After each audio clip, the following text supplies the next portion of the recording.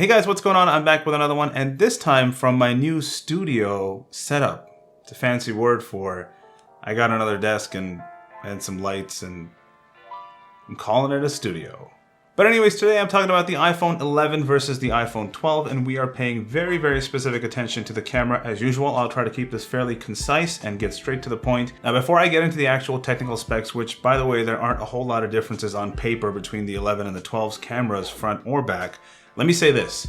The ergonomics of the 12 are far superior to those of the 11. So the 11 has a curved side, whereas the 12 is a flat side, which makes it incredibly more comfortable in the hand when you're holding it up sideways like this. There's a lot more confidence. It doesn't really give you that fear of it's gonna slip out of your fingers if you hold it wrong. Whereas with the 11, with the curved edges, it's just not as ergonomic, if you will, as the 12. And again, before I get into it, I'll also say that the screen on the 12 is significantly superior to the screen on the 11, which just means that the pictures you do end up taking will look a lot more vibrant on the 12 than on the 11. It kind of helps when you're trying to see if you're capturing the correct kind of colors and the composition is accurate. And in general, it's just really nice to look at the images on the 12 screen versus the 11. And that's primarily because this is an OLED panel now versus an LCD. So now switching over to the actual hardware on the cameras, both of these phones have the 12 megapixel sensor that, well, it's the same one from the 11. The only difference now is that the lens on the iPhone 12 is of f1.6 aperture versus 1.8. So that means it's going to let a little bit more light in, and that's on the wide lens, aka the normal lens. They also have an ultra wide that they call an ultra wide because they want to make it sound like it's extra wide, but that's the wide one, and the wide one is the normal one. You get what I mean. Now on the wide lenses, the normal lenses, you have an f2.4 aperture, which is the same on both devices, so nothing different there. So the first difference starts to show up in the still images with the iPhone 12 having what they're calling Smart HDR3, which basically means you're gonna have better high dynamic range images. That means that if you have an image where the background is blown out and the foreground is darker, it'll find a good balance, a better balance than the iPhone 11. We'll see in the samples in a couple of seconds, and you decide for yourself if you think this is a huge difference or a huge selling point. Now, switching over to the video. This is arguably where there is a difference with the iPhone 12 versus the 11. It has a few new features. Now, both are capable of recording in 4K, 24, 30, and 60 FPS, but the iPhone 12 is supposed to have night mode time-lapse. I didn't get a chance to test this out yet because I don't have anything to take a video of in time-lapse in the dark. Maybe some light trails of cars passing by a busy road or something like that. But more practically, the iPhone 12 has what's called HDR Vision, or Dolby Vision video recording, which is basically up to 30 FPS. It's going to give you that HDR that I was talking about earlier, but now in the videos, which means that in certain video examples, which you'll see in a couple of seconds here, you'll find that the background is not as blown out. So if you're in a tunnel sort of a situation where your surroundings are dark and the very center or the farthest away point is light, your camera is going to do a little bit better job pulling out the details from the highlights and from the darker areas to give you a more balanced image or video. Now, before I go on to the front-facing camera, let me also mention that on the iPhone 12 Pros and the Pro Max, I mean, Pro Max is a different beast. I can't wait to test that thing out. Make sure you're subscribed for that because that's coming soon. But the iPhone 12 Pro has a LiDAR sensor in the back, which is supposed to enable faster, low-light autofocus and portrait mode in night mode, which wasn't there previously, and none of these guys have that. Oh god.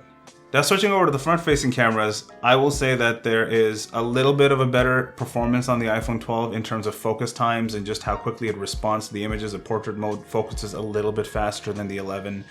But that being said, it's a marginal upgrade. They're both the same 12 megapixel f2.4 or 2.2 apertures. It's the same thing, that's my point. And the only difference is that 12, again, thanks to that A14 processor, is able to do HDR video up to 30 FPS. But otherwise, both of them can do 4K up to 60 FPS as usual. Now let me switch over to the camera samples and you guys can decide for yourself if you think that the 12 is really that much of a step up versus the 11.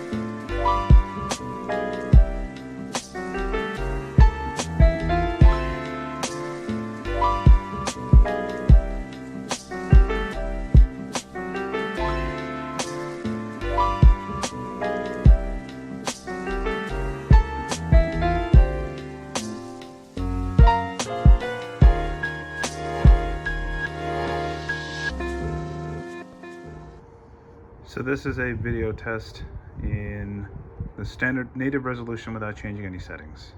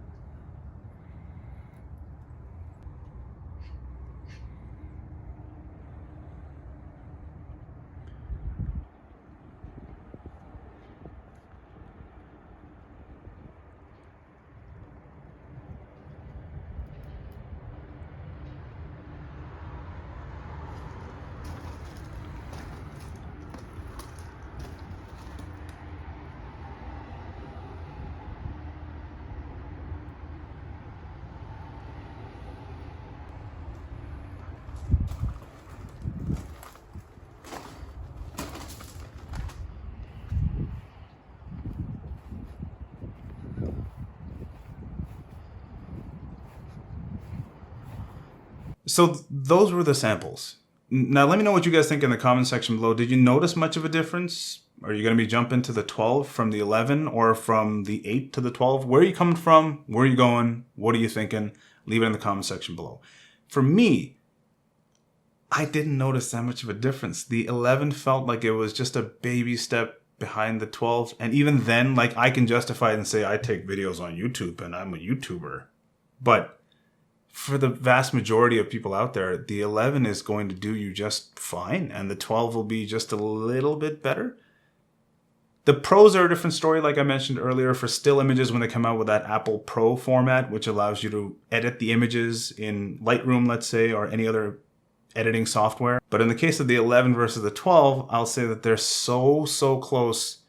You would really have to, I don't know, love the ergonomics or the OLED screen. I'm just saying it's not worth it to upgrade for just the sake of the camera.